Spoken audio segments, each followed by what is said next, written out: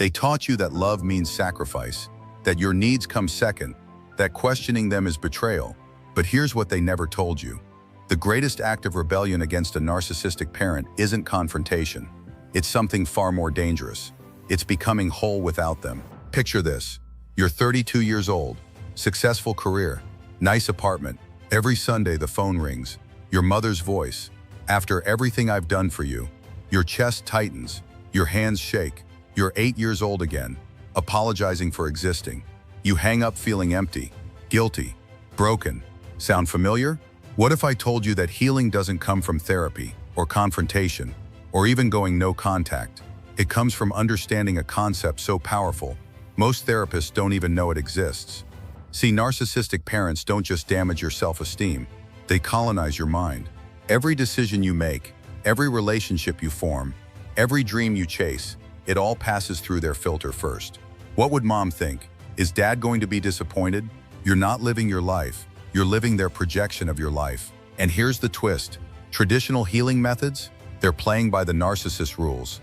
Because narcissists thrive on one thing above all else, being the center of your universe, even your healing, especially your healing. If you've ever felt guilty for wanting your own life, it's not because you're selfish. It's because you've been trained to believe your independence threatens their existence. Think about it. What do most people do when they realize they had a narcissistic parent? They obsess over understanding the narcissist. They join support groups to talk about the narcissist. They go to therapy to process the narcissist. You're still orbiting around them, but there's another way, a forbidden way. In 1923, a psychoanalyst named Melanie Klein discovered something that would make Freud himself uncomfortable. She called it the paranoid schizoid position. Stay with me, this changes everything. Klein realized that babies see the world in black and white. The mother who feeds them is all good. The mother who's absent is all bad. No middle ground. But that's not even the dangerous part. Narcissistic parents keep you trapped in this baby state forever. They're either the perfect savior or the ultimate victim. And you're either the golden child or the family disappointment. No complexity, no nuance, no real you. Klein discovered that healing happens when we reach what she called the depressive position. Terrible name. Life-changing concept. Let me tell you something that will change how you see everything. You know that critical voice in your head, the one that sounds exactly like your parent. Here's the strange part. That's not actually your parent anymore. Klein called it an internal object, a psychological copy living inside your mind. And here's where it flips completely. Even if your narcissistic parent disappeared tomorrow, that internal voice would keep attacking you forever, unless you do something about it. I know someone who spent 10 years in therapy talking about their mother, understanding their mother's trauma, forgiving their mother's mistakes. Nothing changed until their therapist asked one question. What if your mother isn't the problem anymore? They were furious. Of course she was the problem. The guilt trips, the manipulation, the constant criticism. But then it hit them. Their mother lived 500 miles away, but they were torturing themselves every single day. That's when they realized the truth. They had become their own narcissistic parent. You have permission to stop being your own worst enemy, even if it feels like betrayal. This is why traditional healing fails.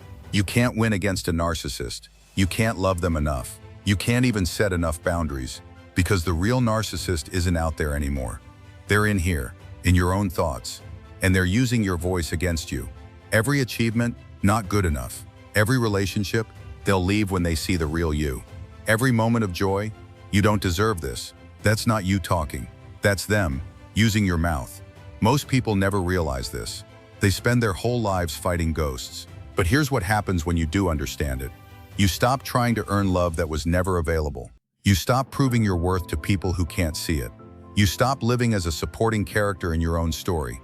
If you've ever felt like you're performing your life instead of living it, you already know this truth in your bones. Now I'm going to share something that therapists charge thousands to teach. Klein discovered that children of narcissists develop what she called manic defenses. Not manic like crazy, manic like constantly moving, always achieving, always pleasing, always running from the truth. Because if you stop for even 1 second, you might feel it.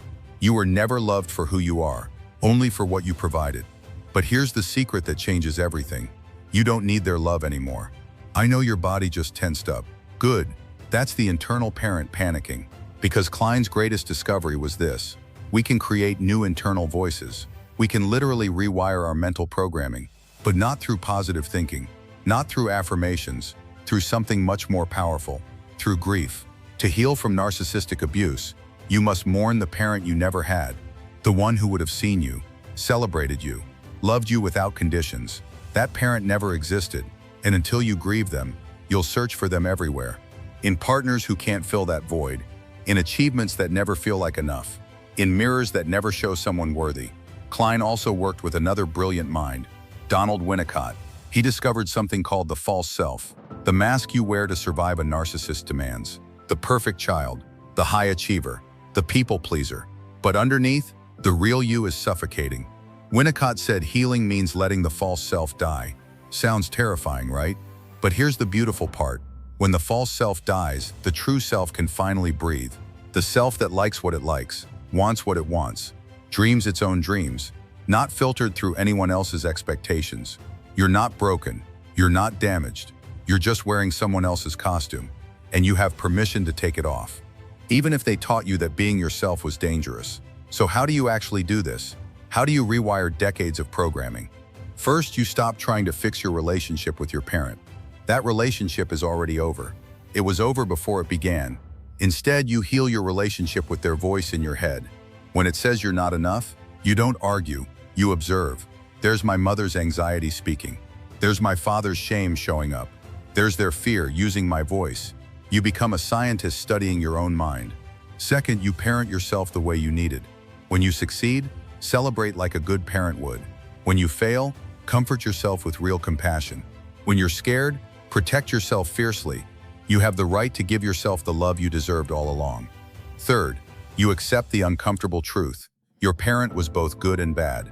They gave you life and they hurt you. They might have loved you and they couldn't see you. Both things are true at the same time. The moment you can hold this paradox without splitting, their power dissolves. Because narcissists can only exist in a world of extremes, all good or all bad, worship or destruction. But reality is messy, complex, human, and complexity is their kryptonite. Let's go back to those Sunday phone calls. The phone still rings, the voice still carries poison, but now you hear something different. Not a god, not a monster, just a wounded person who never learned to love properly. You can hang up without the guilt, without the rage, without dying inside, because you finally understand you were never the problem. You were just carrying someone else's pain, and you can put it down now. Every moment you spend trying to earn love that should be free, you're living their life. Every second you waste proving your worth to blind eyes, you're feeding their ghost. But the moment you stop, the moment you turn that energy inward, the moment you become your own good parent, that's when you become dangerous. Dangerous to everyone who needs you small. Dangerous to every voice saying you're not enough. Dangerous to the family curse that ends with you. If you're ready to stop living as a ghost in your own life, if you're done being haunted by someone else's demons, if you're choosing freedom over familiar pain, then you belong here. Subscribe, not for me, for the part of you that's ready to live. Your real life is waiting, and it's more beautiful than any story they wrote for you.